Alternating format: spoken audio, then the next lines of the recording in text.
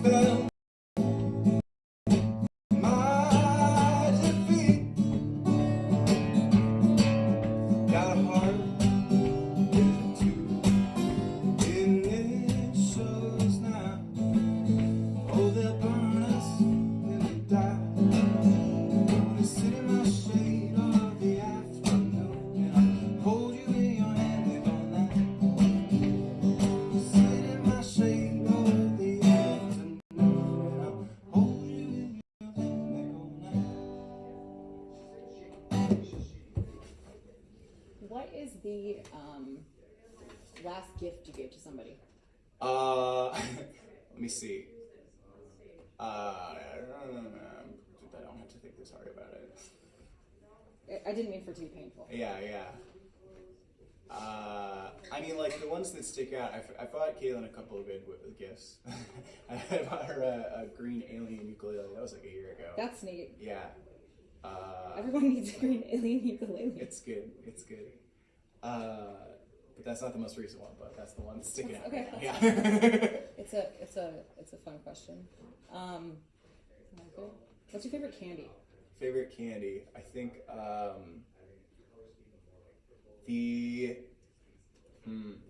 this one actually is agonizing. So there's different like flavor palettes. I think chocolate and peanut butter is probably what I would say. Like in the most circumstances, anything with chocolate and peanut butter is probably the way to go. Yeah. Or coconut, I like a lot. Oh, so mounds and things? Mounds are good. Yeah. If you can get there just like any kind of like macaroon chocolate cover. Those things are good. I love that shit. Yeah. Okay, that's good to know. I'll have to get some next time you I'm forever macarooned on an island. Macaroon on an island. What instruments do you play? Pretty much just guitar. I've been teaching myself some keyboard stuff as I've been doing some producing and that kind of stuff, but not like I'm not good at it by any means. I took piano lessons when I was a kid, but was not very diligent with them. So I can plunk out chords, but that's like I can't do any fancy. Like it's literally just like chord. Like that's about this. That's what you need. Yeah. What was your favorite subject in school? Probably. Like, as an adult, I would say, like, I'm still pretty into history. I don't know if that was my favorite. Or, like, science as well. I feel like I have an adult interest in it. But as a kid, it was mostly, like, creative writing and literature and all that. So. Do you still have any of your creative writing? I mean, I still journal. I've been journaling since I was, like, 10, yeah. It's such a healthy habit. I love it. I know I'm not doing a good job taking care of myself if I'm not writing. Yeah. It's definitely that I'm not wanting to talk to myself about something. Yeah. Yeah. Talk to yourself. But like, reading it back is harder, you know. Like, right? I think we all talk to ourselves. For sure. But then having to stare at your internal monologue is like, man, that's some bullshit. Do you think you'll ever do anything with all of that writing? I mean, I always have like little like sketches of ideas for stories and stuff that end up in there. But I like have a couple short stories that I've written, and obviously music. I write a lot of lyrics, so I think that's what ends up happening a lot of the time. Is if I have an idea that is coming from some other angle, like of a story or some other kind of idea, I can find a way to work it into the music, just because that's a smaller scale project. So that's kind of do you think that you have a way of kind of explaining to people how you go about writing a song? Or is it like a thing that happens? I think, so there is a certain amount of just like it hits you upside the head, but that is mostly, I think, about listening for it, you know? Like once you get into the practice of like listening for like just like, oh, these three notes have a certain like emotional hook to them when I hum them to myself, you know? And then from there, I just that gets stuck in your head, like a song gets stuck in your head, basically. And then I eventually am able to get usually an A part and a B part out of that, which is just like taking whatever melody thing is going on, or like a chord pattern, wherever you start from, building it out till it's an A part and a B part. And then I'm not afraid to sit on that for like 6 months. Like once I have an like a verse chorus kind of structure, even if I'm not like super happy with it, I'm like willing to like let something alone if it's not coming to me, because I have found that it's usually like I do better writing like 6 months after I came up with an idea, or like, you know, even if it's just like 2 weeks or something. But let with the idea, ruminate a little bit, you know. Right. Yeah. It's how many songs do you think you've written? It's more than 30. Like it could be 50, but I think it's somewhere in there. Mm-hmm. Like, yeah. Do you ever write a song and then it turns into 2 songs or 3? Or... Oh yeah, absolutely. Yeah. You make babies, kind of. It's because you if you have something that you like in a song that you otherwise don't. I've like just butchered a chorus or something and thrown it in a different song. Yeah.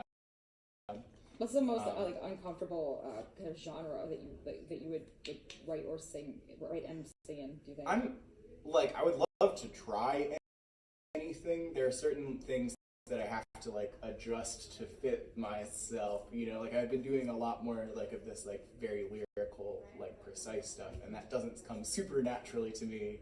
It's wonderful stuff though. Not everybody can. Yeah, but I like it. You know, like your like Pavements and your who else is in that? Like your like REM's kind of like that. You know, where you have like Toxic Beck is in there.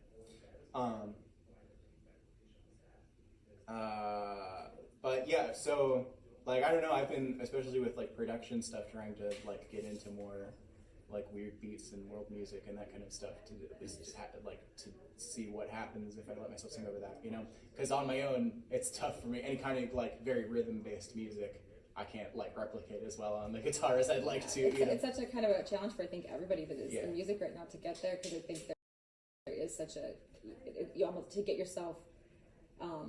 To get some of the young ones to listen to us, maybe. You know, it might be necessary to go down that path. I also think that it's a wonderful opportunity for musicians that are both that come from entirely different realms to come together and collaborate. And that's something that I've had like a major interest in, and we started to play with a little bit. It would be so fun if you wanted to play. We have like a bunch of little toys, things like a push and some sticks. Mm-hmm. Didgeridoo. A curly didgeridoo. Can you play the didgeridoo? Didgeridoo. No, I haven't played it. I have a curly one. It's a snail. Snail one. That's cool. Our friend Colin in Milwaukee, he can beatbox into it. It's incredible. Have you seen that video of the dude who like takes like ukuleles and chopsticks and then like makes like drum and bass noises come out of a ukulele? What? It's tight. Oh, that's exciting. Yeah, it's really sweet. I'm gonna need to know who that guy is. Yeah. This guy. Just look up ukulele drum and bass. Do you think that there's any future in an all ukulele band? Because I have like 12 of them. Trying to keep my kids around them, and then I bought like this little electric guitar looking one, and I'm trying to think. You know, like how could that work out? I can see, like it would like there are cutesy like novelty but then again, also I think you gotta watch this legitimate, video. Like Apocalyptica. Yeah. No, I'm saying like I want. Like Apocalyptica, you know? Have you seen? There's like Jake Shimbukaru he's like a Asian dude who plays ukulele. And he had a TED talk where he was like showing off this. He did like Bohemian Rhapsody, a solo on ukulele. Yeah. The whole song just on ukulele, which was pretty cool.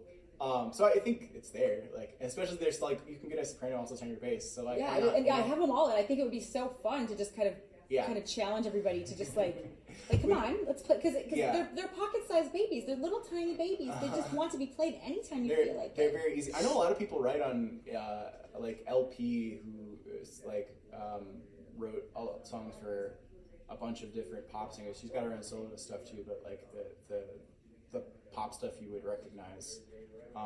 But she writes on ukulele and then moves it into whatever like production or instruments or whatever her next part of the process is. So that makes some sense, because it would be Tommy kind of plays like that way too a little bit. That's his little thing. Yeah. I think it's a mission of mine. Mm-hmm. Let's just all get together and touch tiny instruments. Mm-hmm. Happy thoughts. But yeah, you should watch that drum and bass video. Absolutely. The guy James Hill. James Hill. James Hill. I think that's right. Yeah. I found it. Yeah. Cool. James Hill. Yeah. We'll do a snapshot of him in the video doing the thing. Mm-hmm. Yeah. That's fun. What's your favorite color? I like green a lot. Mm-hmm. Yeah. If you had an album cover, would it be you like on it, like badass, or would it be like a llama, like pretending to be you?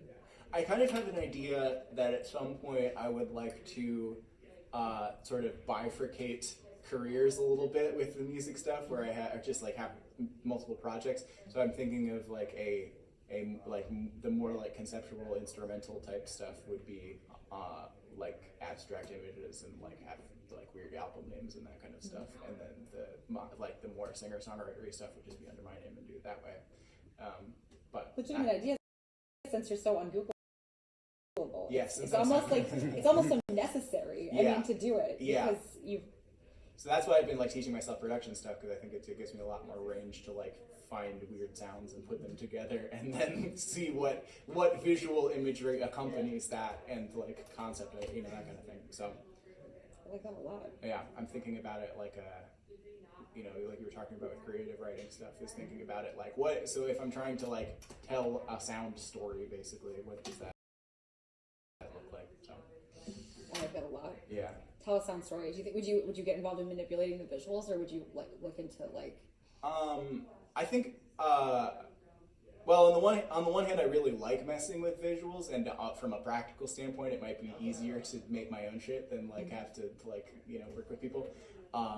But also, like, I've known some really cool visual artists that like right now I don't think I have anybody off the top of my head who I could pull from, but like when you run into people like that, you're like, oh, what can we possibly do together? How can we make this be a thing? Yeah. So yes and no. I like that. I'm down for either. Two personalities in there. That's good. Yeah, because I definitely have the instinct sometimes of like, it's gonna be so much cheaper if I just like do the hours in it rather than do the like trying to work with someone. But then again, every once in a while you meet someone where it's like, oh yeah, totally, we're just gonna work together. Yeah. We're just gonna do the thing. Yeah. Let's see. Do you do any art, any visual art yourself? I'm not good at visual art really. I've done, in my journaling I've doodled forever, but there was at one point when I was like maybe like 15 or 16 where I was starting to be good at art, and then just college kind of like I didn't draw at all through college. So I'm a mediocre artist that can sometimes get my point across, but I do have this game that I invented, which is I just take bicycle playing cards and blank labels like you would get like when you label food. And I take the blank labels and put them on the bicycle cards, so they're blank cards, and then carry Sharpies around with me. And I might even have a fucking deck here right now, over there somewhere. But they're just like, you take these blank cards, you get people in a circle, everybody draws on the card for a minute and passes it around. And so it's like a collaborative art game, and by the time you've gotten around the circle, you have like usually some kind of weird abstract art piece. And it works out surprisingly well. Like people who say that they can't draw will like at the end be like, this is so cool, like, and they'll get very excited about it. That's really fun. I like that a lot. Yeah. That's a fun game. So it's you're passing it around, so you're doing it in a collaborative way. Yeah, it's like telephone or something, but you're just like drawing on each other's cards, and so by the end everybody gets their own card back, but it's like, oh, I was trying to draw like a guy reaching up and it turned into like a flower or something, whatever. Oh, so that is a little bit like what we did. So Brian and I did that with Canvas. We did the thing where the two pieces. Yeah, the two pieces. We put two pieces of canvas together, and then we drew together on the two to kind of have to merge them together on four sides. So we rotate it again. Yeah. Right? And then so that's like I've seen it before where you fold it too. It's called exquisite corpse, where one person does the head and the next person does the arms. And the next person does cool. Yeah. It's really interesting and very frustrating. Yeah. To watch the other person kind of at it. You know? In a good way. And they're like, oh, I get that part, yes. Yeah. And then, oh no, I don't. I probably am a little annoying at parties with this game, but nobody has ever been mad afterwards. It's just when I'm trying to get into it, and I'm like, hey, everybody, we could play this card. You're like, it has to happen. Would you realize? Yeah.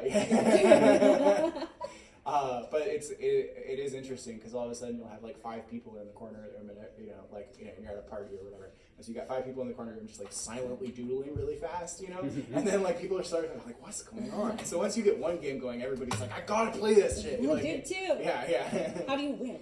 No, there's no win condition. It's just, it's just I get to keep pieces of people's soul. I get to keep these like little art cards. Soul collection, I love it. Yeah, and so rather like I feel like it's like a selfie or something, but it's like, these group of people did this stuff. Fun. You should take a picture of the people with the thing.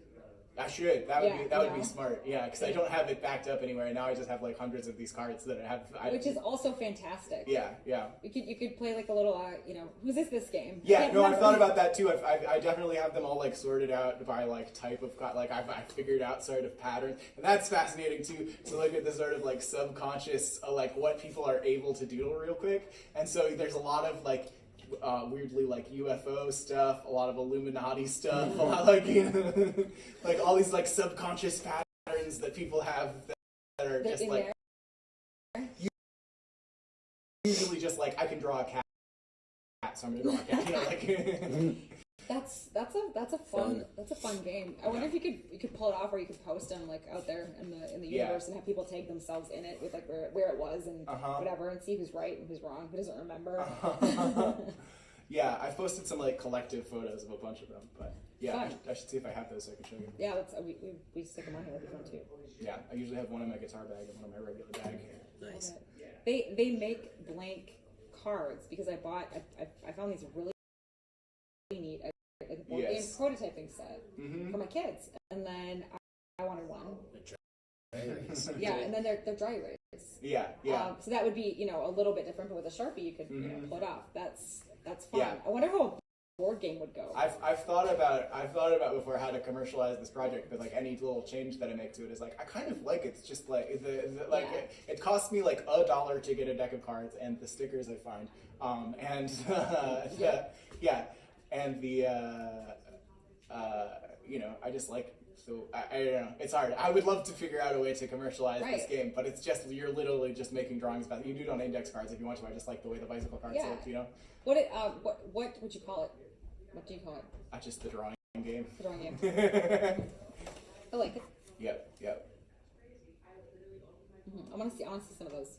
Yeah. Show us. Yeah. All right. I think that's. I was going to do one more song. Right? Do you have some? All right. Yes, please. I am actually getting hot now.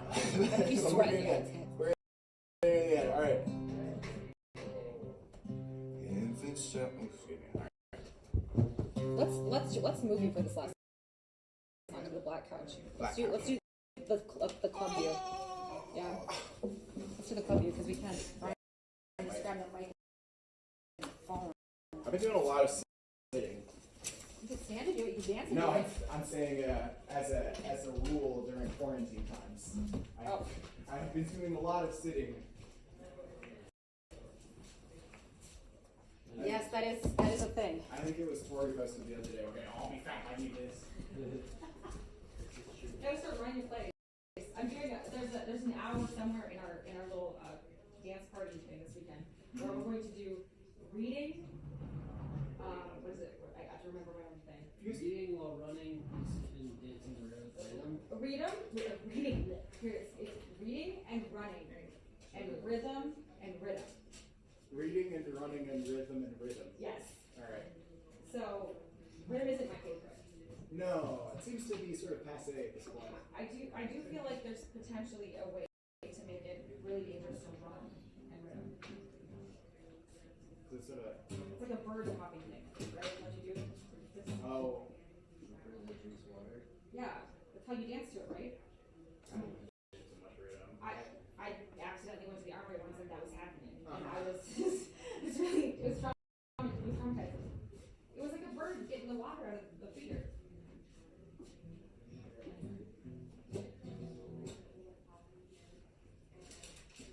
Okay, wait. Let's put this right down. One camera.